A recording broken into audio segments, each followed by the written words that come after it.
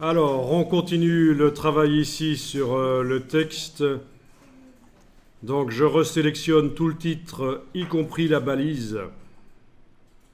Et je vais continuer à modifier. Donc, la police de caractère. Dans la palette caractère, menu texte caractère, on peut changer la police. Vous pouvez même prendre une police sans empattement, donc c'est-à-dire une police bâton. Ça peut contraster avec la police que nous avons utilisée, qui est une police avec empattement, une police sérif. Personne n'a dit sérif, fais-moi peur. Non, ça va.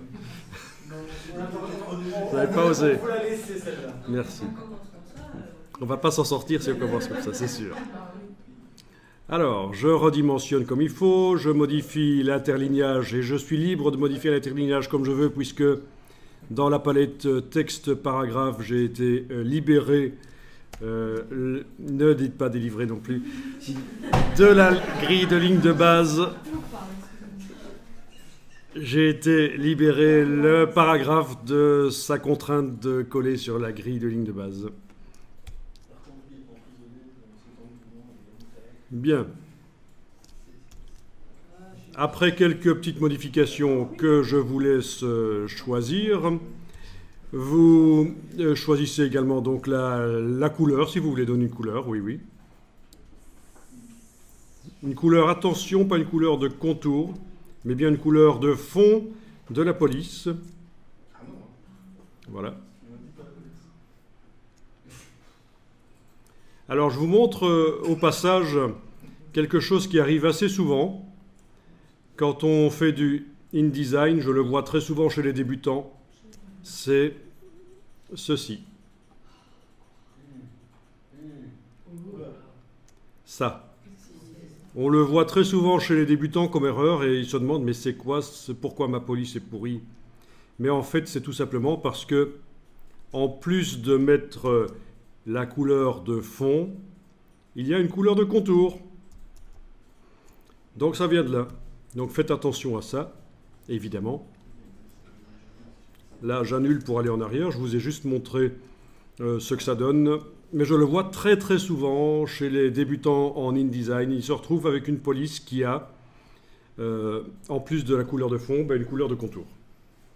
Donc pour les titres, ça peut peut-être passer, quoique esthétiquement c'est discutable, mais pourquoi pas, si c'est adapté au sujet. Mais pour évidemment le texte là, ce n'est pas acceptable du tout.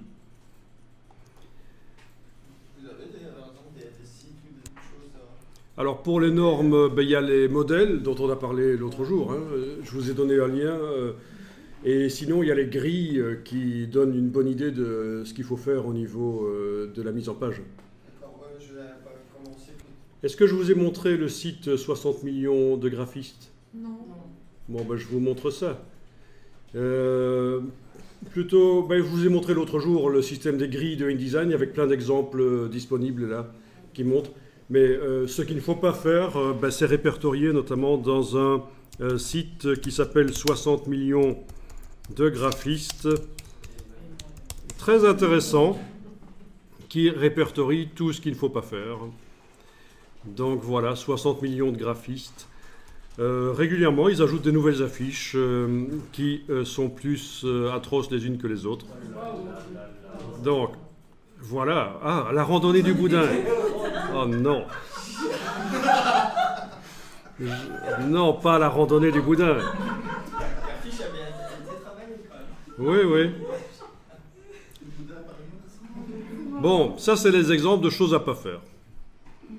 Mais il y a quand même pas mal de liberté, je veux dire.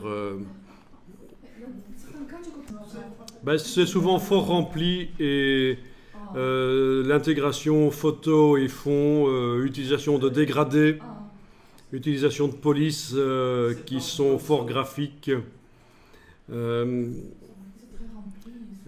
Voilà. C'est ça en fait, il faut essayer d'être quand même dans la sobriété pour bien faire, mais bon. Voilà, c'est ça. Ça ressemble un peu à ce qu'on faisait dans les années 80, ce que les gens faisaient sur leur petit PC. Voilà. Mais intéressant, 60 millions de graphistes, point d'interrogation. Donc pour évidemment faire écho au fait que maintenant, avec les ordinateurs et les programmes piratés, tout le monde peut faire du graphisme. Enfin, je dis programme piraté parce que la plupart du temps, c'est piraté. Mais bon, il y en a qui font ça avec les programmes de base de Microsoft. Ceci dit, il paraît que la dernière version de Paint est pas mal, qui vient de sortir. Avec des effets 3D, il paraît qu'ils ont complètement refondu Paint.